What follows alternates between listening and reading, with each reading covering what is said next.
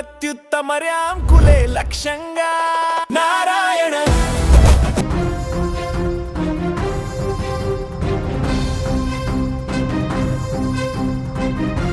ఆకాశం కరుణించదా, కృష్ణమ్మ పరుగులు పెట్టదా అని ఆశగా ఎదురుచూసిన తెలుగు రాష్ట్రాల రైతాంగానికి ఇది నిజంగా ఒక పండుగ లాంటి వార్త. ఎందుకంటే కృష్ణానదికి భారీ వరద ప్రవాహం ప్రారంభమైంది. అటు కర్ణాటక ఇటు తెలంగాణ దాటుకుంటూ ఉరకలేస్తున్నటువంటి కృష్ణమ్మ నేడు మన శ్రీశైలం జలాశయానికి చేరుకోబోతుంది. ఆలస్యంగానైనా వరద రాక మొదలవడంతో రెండు రాష్ట్రాల రైతుల కళ్ళల్లో ఆనందం వెల్లువిరుస్తుంది.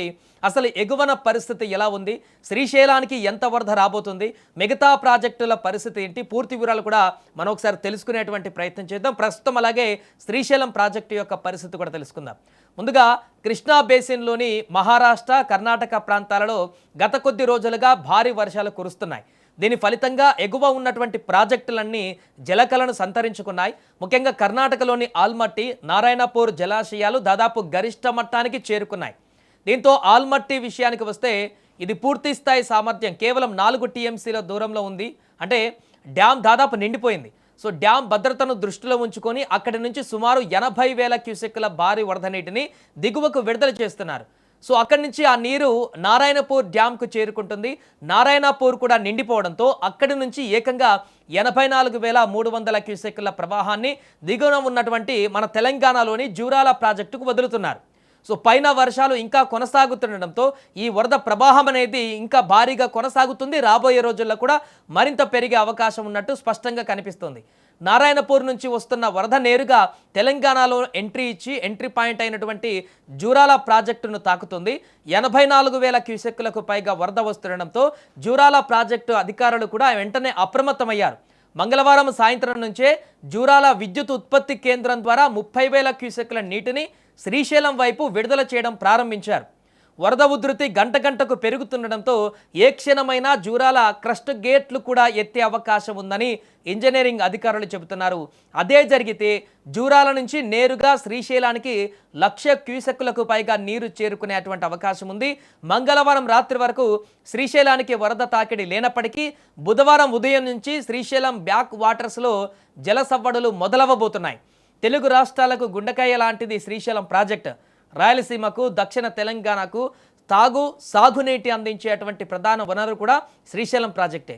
శ్రీశైలం ప్రాజెక్టుకు పూర్తి నీటి నిల్వ సామర్థ్యం 215.807 టీఎంసీలు కాగా ప్రస్తుతం అందులో ఉన్నది కేవలం 41.279 టీఎంసీలు నీరు మాత్రమే. అంటే ప్రాజెక్టు అడుగంటిపోయి డెడ్ స్టోరేజ్కి దగ్గరగా ఉంది. ఈ సమయంలో ఎగువ నుంచి వస్తున్న ఈ భారీ ప్రవాహం జలాశయానికి రైతులకి పెద్ద ఊరటనివ్వబోతుంది.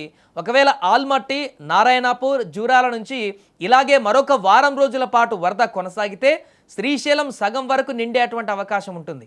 అప్పుడు ఇటు ఆంధ్రప్రదేశ్లోని రాయలసీమ ప్రాజెక్టులకు, ఇటు తెలంగాణలోని కల్వకుర్తి ఎత్తిపోతల పథకానికి కూడా నీటి కష్టాలు ఆల్మోస్ట్ తీరినట్టే కనిపిస్తుంది. మరొక వైపు కృష్ణా ఉపనది అయినటువంటి తుంగభద్రకు కూడా వరద కొనసాగుతుంది. నాగార్జున సాగర్ విషయానికి వస్తే పూర్తి సామర్థ్యము 312 టీఎంసీలు కాగా ప్రస్తుతం 136.99 టీఎంసీల నీటి నిల్వ అక్కడ ఉంది. పులిచింతలలో 29.07 టీఎంసీల నీరు ఉంది.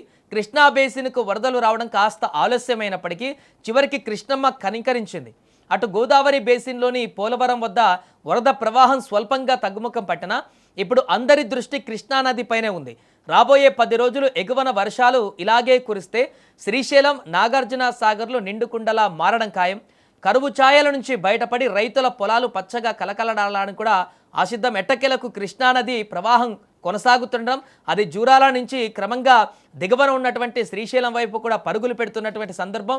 ఈరోజు ఎట్టకేలకు శ్రీశైలం ప్రాజెక్టులోకి ఆ వరద ప్రవాహం అనేది కనిపిస్తూ జలకళ అనేది కనిపించే అవకాశం ఉండడంతో రాబోయే రోజులలో కూడా ఎగువన వస్తున్నటువంటి వరద ప్రవాహం అలాగే ఇంకా వారం రోజుల పాటు కొనసాగితే నారాయణపూర్ నుంచి వచ్చేటువంటి వరద అలాగే ఇంకా ఇక్కడ గేట్లు విడుదల చేసి ఇంకా కొనసాగిస్తే క్రమంగా జూరాల క్రస్ట్ గేట్ కూడా ఎత్తే అవకాశం ఉంటుంది. తద్వారా శ్రీశైలం జలాశయం కలకల్లాడి డ్యాము మరింతగా పెరిగేటువంటి అవకాశం కూడా ఉంటుంది. కాబట్టి మరి ఇక్కడ కూడా ఇప్పుడిప్పుడే 2 రోజుల నుంచి ఏపీ, తెలంగాణలో కూడా విపరీతంగా వర్షాలు పడుతున్నటువంటి పరిస్థితి ఉంది. కాబట్టి ఆ పైన వస్తున్నటువంటి ఎగువన వస్తున్నటువంటి వరద ఫ్లోటింగ్తో పాటు ఇక్కడ వర్షాలు నమోదు కూడా గణనీయంగా పెరిగితే శ్రీశైలం జలాశయానికి ఇక ఎలాంటి ఢోకా లేకుండా అద్భుతంగా జలకళ సంతరించుకునేటువంటి అవకాశం అయితే కనిపిస్తోంది.